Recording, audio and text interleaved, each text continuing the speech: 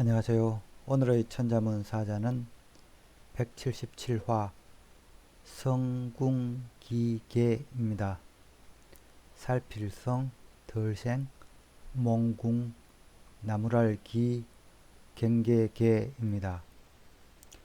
이 사자를 직역하면은 몸을 살피고 경계하기를 나무란다는 말입니다. 이 나무랄기는 스스로의 행동을 살핀다 그런 뜻이 있습니다. 그래서 이 사자의 속뜻을 풀이해 보면은 항상 자신을 살피고 경계하기를 허술히 하지 말라는 뜻이 되겠습니다. 서경 주간 이 사장의 성궁 기계와 그 뜻이 맞닿은 문장이 있습니다. 읊어보겠습니다. 위불기교, 나라의 주인은 교만을 바라지 아니하고, 녹불기치, 나라의 복록은 사치를 바라지 아니한다.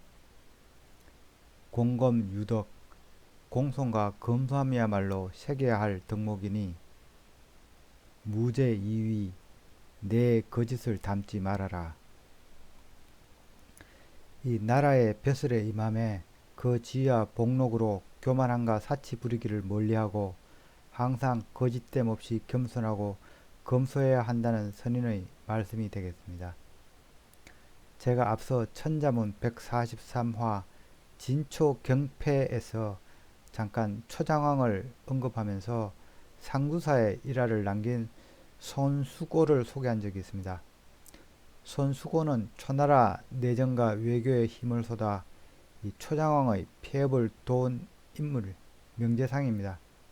이 손수고만큼 생궁 기계를 잘 실천한 인물도 드문 것 같습니다. 손수고는 비록 춘추시대 패권국 이 초나라의 재상의 지위에 있었지만은 사욕은 전혀 부리지 않았기에 그가 죽은 후 집안에 그릇 하나 성한 것이 없을 정도로 빈곤했다고 합니다. 이런 손수고의 행적 때문에 생긴 단어가 청빈이 되겠습니다. 손수고는 이 사후에 그의 아들이 굶어 죽게 되어서 이 초의 재상 우맹을 찾아간 일화도 유명하기도 합니다. 손수고는 이 아들에게 권력과 부귀 영화를 경계하라면서 죽어가면서 유언을 남깁니다. 혹시 왕이 너에게 관직을 주려 하면 절대 받지 말고, 혹시 봉지를 주려 하면 비옥한 땅을 거부하고 척박한 침구라는 산등성이를 받도록 해라고 일렀습니다. 그 후 춘추시대의 이 뺏고 뺏기는 암투 속에서 좋은 땅을 차지한 귀족과 신하들은 그 땅 때문에 멸문제하를 당한 이가 많았지만은 이 친구를 선택한 그의 후손들은 아무도 그 땅을 노리지 않아서 손수고의 자손들은 대대로 그 땅에서 살 수 있었다고 합니다. 그럼 글자에 대해 살펴보도록 하겠습니다. 먼저 살필성 덜생을 설명드리겠습니다. 이 자는 쩍을소와 눈목자의 합자로 되어 있습니다. 이 쩍을소입니다. 비슷한 한자로는 짝을 소자도 있습니다. 적다는 것은 양이나 수량이 적다는 의미이며 작다는 것은 크기가 작다는 뜻이니 의미상으로 약간 차이는 있습니다. 하지만 실제 이 둘은 거의 구분 없이 옛날에는 사용된 듯 합니다. 각골자를 보면은 이 작은 알갱이가 3개 혹은 4개 그려진 형태입니다. 그래서 각골에서의 의미는 대부분 작다였습니다. 이후 건문으로 오면서 이 알갱이들은 길쭉해지고 이 양이 적다는 의미도 포함하게 됩니다. 그래서 양이 적다는 의미로는 이 획이 4개 들어간 이 적을 소가 사용되었으며, 크기가 작다는 의미로는 획이 이렇게 3개 들어간 이 짝을 소가 사용되는 구분이 생겼습니다. 적을 소의 의미는 적다, 줄다, 적어지다 또는 젊다, 어리다, 잠깐 등의 뜻이 있습니다. 그러나 예나 지금이나 이 쩍을 소와 이 짝을 소는 이 같은 자형에서 출발했기 때문에 의미상으로 큰 구분 없이 사용되고 있습니다. 둘 다 적고 작다, 젊고 어리다는 의미를 함께 내포하고 있습니다. 눈목자는 눈을 그린 상형 문자입니다. 각 골자를 보면은 눈동자가 들어간 눈을 그리고 있습니다. 그래서 눈목자의 의미는 눈, 눈빛, 시각, 견해 또는 이 음악의 이 거물 구멍 또는 보다, 주시하다 등의 뜻을 갖고 있습니다.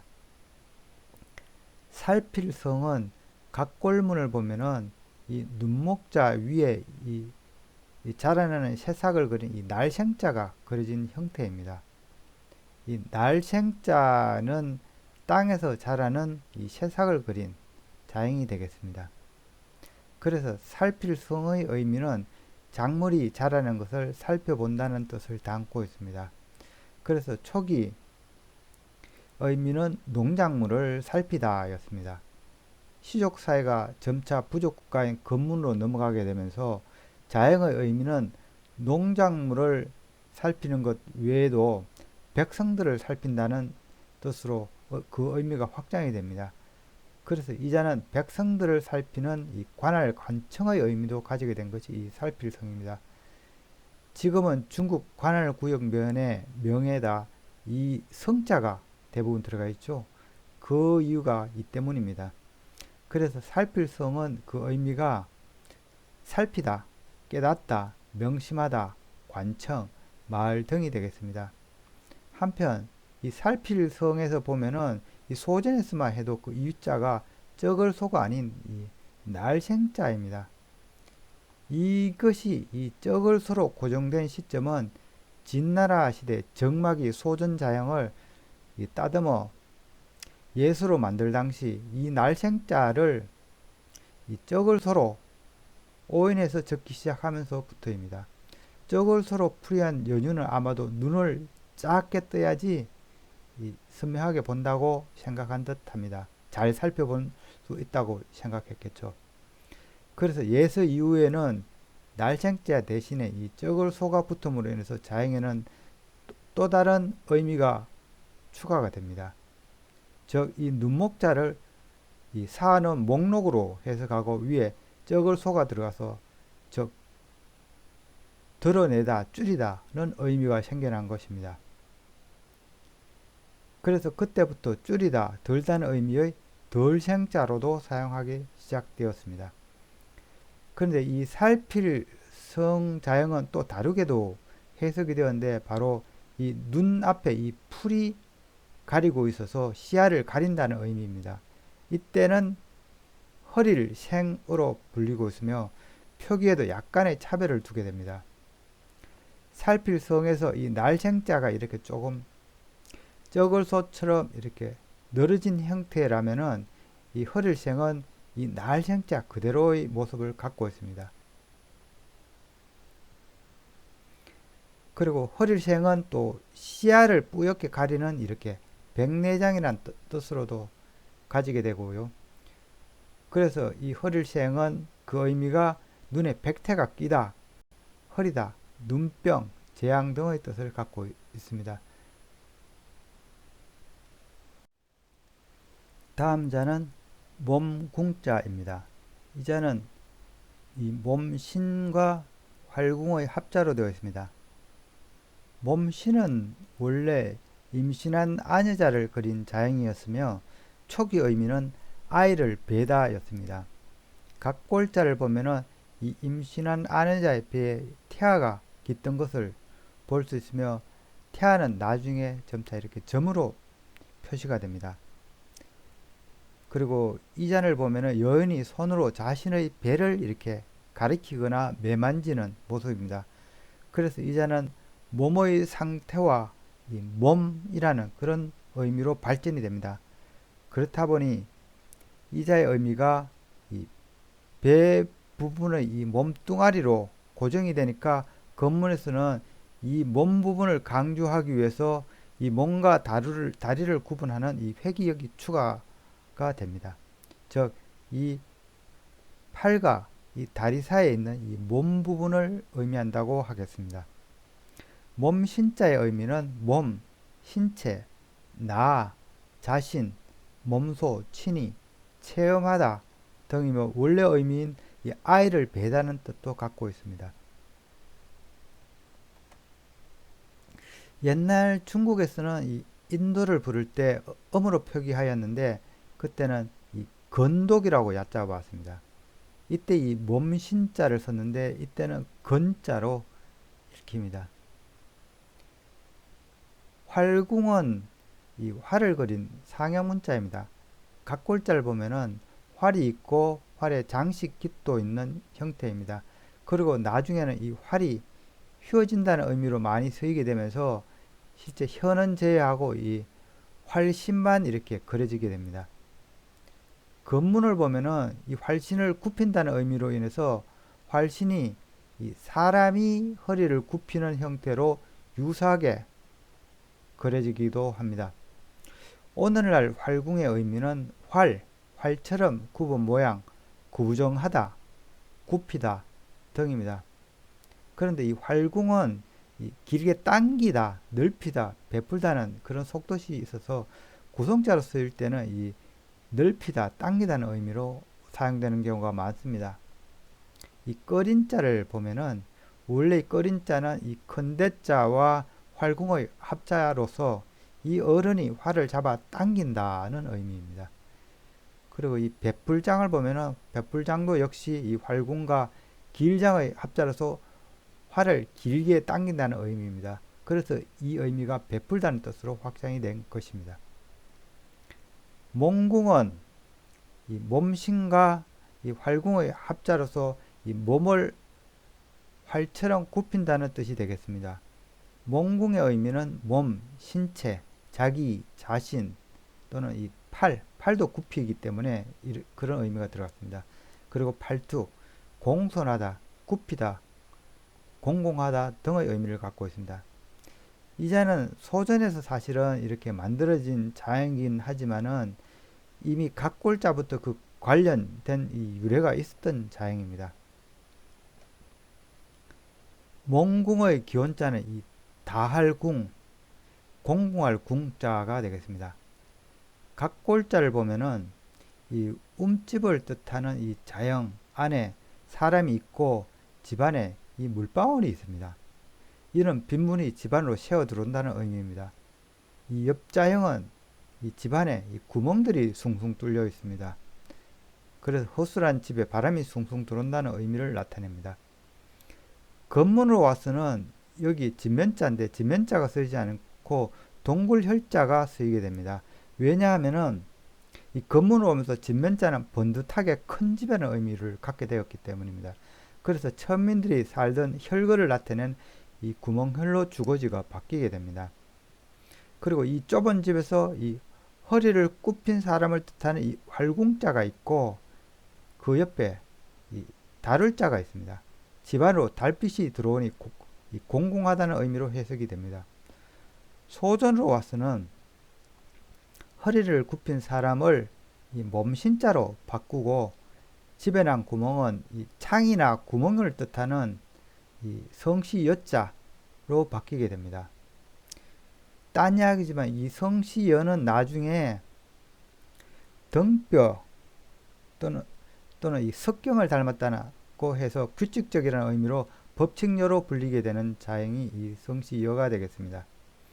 그런데 궁활궁에 있던 이 성시여는 형태가 비슷한 이 활궁자로 나중에는 이 자형이 바뀌게 됩니다. 왜냐하면 이미 건문에서 이 활궁자가 한번 자형 안에 있었기 때문이며 좁은 집에서 몸을 웅크리고 있다는 표현에 이 활궁자가 더욱더 적합했기 때문입니다. 그래서 궁하다, 가난하다는 의미의 궁활궁에서 집안에 있던 구성자, 요 구성자만을 취해 나온 것이 바로 이 몽궁자가 되겠습니다. 성시여와 이 활궁이 있는 이 몽궁자와 화살궁이 있는 이 몽궁자, 이 두 가지 형태의 몽궁자가 소전에서 만들어졌지만 오늘날은 이 활공자가 있는 이 몽공자가 더 자주 사용되게 되었습니다. 그래서 오늘날 이 몽공은 그 의미가 몸, 신체, 자기, 굽히다, 공공하다, 공손하다 등의 뜻을 갖고 있습니다. 다음 자는 나무랄 기입니다.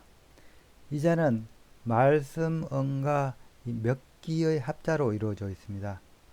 말씀은 여러 차례 말씀드렸듯이 입에서 소리가 나오는 것을 의미한 회의문자입니다. 각 골자를 보면은 입구자가 있고 이 위에 가시가 있습니다. 가시로 찔러 입에서 소리가 나옴을 의미합니다. 건문에서는 이 의미가 있는 말을 뜻하는 이 말씀언과 뜻이 없는 소리를 뜻하는 이 소리엄자로 자형의 분화가 일어나기도 하였습니다. 오늘날 이 소리음의 의미, 말씀언의 의미는 이 소리, 글 읽는 소리, 말, 언어, 음악, 음률 등입니다. 몇길은 이 배틀을 표현하기 위해서 건문에서부터 만들어진 자형이 되겠습니다. 171화 서기중용에서 자형 소개가 한번 있기도 하였습니다. 건문은 오늘 옷을 짜는데 필요한 이 실뭉치들, 이 실사자의 변형된 형태가 되겠죠. 그리고 실뭉치들이 있고 이 기기를 뜻하는 이 창과자, 그리고 이 배를 짜는 사람을 뜻하는 여기 사람인의 조합으로 그려지고 있습니다.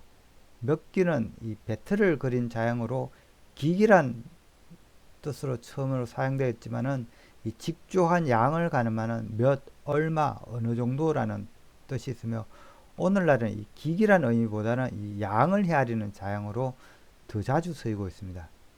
이 밖에도 이 북을 날씨로 바삐 움직인다 해서 자주 종종이라는 뜻도 있고 천을 얻는 이 기구이므로 원하다, 바라다, 소망하다는 뜻도 있습니다. 원래 이 배틀 기기 장치를 뜻하던 이 자형은 혈이다, 얼마 그런 의미로 많이 사용되게 되자 소전에서는 이 배틀을 의미하기 위해서 재료인 나무목을 이렇게 변에 추가한 이 배틀기가 따로 만들어지게 됩니다. 이 몇 기의 오늘날 의미는 몇, 얼마, 어느 정도, 거의, 바라건대, 자주, 종종 등입니다. 나무랄 기는 이 말씀언과 이 헤아리다는 몇 기의 합자가 되겠습니다. 이는 말로 헤아린다는 의미이니 이 책망이나 평가의 의미가 담겨 있습니다. 그래서 오늘날 이 나무랄 기의 의미는 비웃다, 나무라다, 간하다, 책하다, 원망하다, 싫어하다 등의 뜻을 갖고 있습니다. 오늘의 마지막 자는 경계계입니다. 이 자 역시 말씀언과 경계할 계의 합자로 이루어져 있습니다. 경계할 계는 이 창을 이 손에 들고 주위를 살피는 모습을 그린 자형입니다. 각 골자는 창을 든 손을 그리고 있으며 이 손이 한 개 혹은 이 두 개였습니다. 그러나 건문 이후로는 이 손이 두 개로 고정이 됩니다. 그래서 이 양손을 아래에 두고 위에 창가가 있는 형태가 경계할 계라고 하겠습니다. 경계할 계의 의미는 경계하다, 막아 지키다, 경비하다, 조심하다 등입니다. 한편 이 두 손을 그린 자형은 이 밭들공이죠. 이 밭들공의 의미는 받들다, 바치다, 팔짱을 끼다 등입니다. 그래서 이 경계계는 경계하다는 이 의미와 이 말씀언의 합자이기 때문에 즉 말로서 경계하다 또는 경계시키다는 의미입니다. 그래서 그 의미는 고하다, 분부하다, 명령하다, 훈계하다, 타이르다, 경계시키다 등의 뜻을 갖고 있는 것이 이 경계계가 되겠습니다. 이상으로 오늘의 천자문 사자 생궁기계 즉 항상 자기 자신을 살펴보고 스스로 경계하기를 늦추지 말라는 사자성어를 마치도록 하겠습니다. 그 재능은 하늘에 닿아 대륙을 평정하였으나 이 생궁 기계를 제대로 실천하지 않아 비참한 말로를 겪은 이로는 이 전한의 한신을 들 수 있습니다. 한신은 중원을 통일한 후 자신을 제대로 대우하지 않는다고 유방에게 노골적으로 불만을 드러냈습니다. 한신은 공적이 매우 뛰어났지만은 그의 건강진 품성으로 인해서 유방의 신뢰를 얻지 못하고 공신 등급을 21위로 아주 처지게 받았으며 이 등급마저도 반역의 누명을 쓰고 열애로 떨어져 버렸습니다. 이 한신의 방자한 언행을 못마땅하게 여긴 유방의 아내 여우는 유방이 진의의 난을 진압하러 간 사이에 소하와 공모해서 한신을 제거하니川쟁패를 승리로 이끈 대장군의 말로가 비참하다 하겠습니다. 지금까지 시청해 주셔서 감사합니다.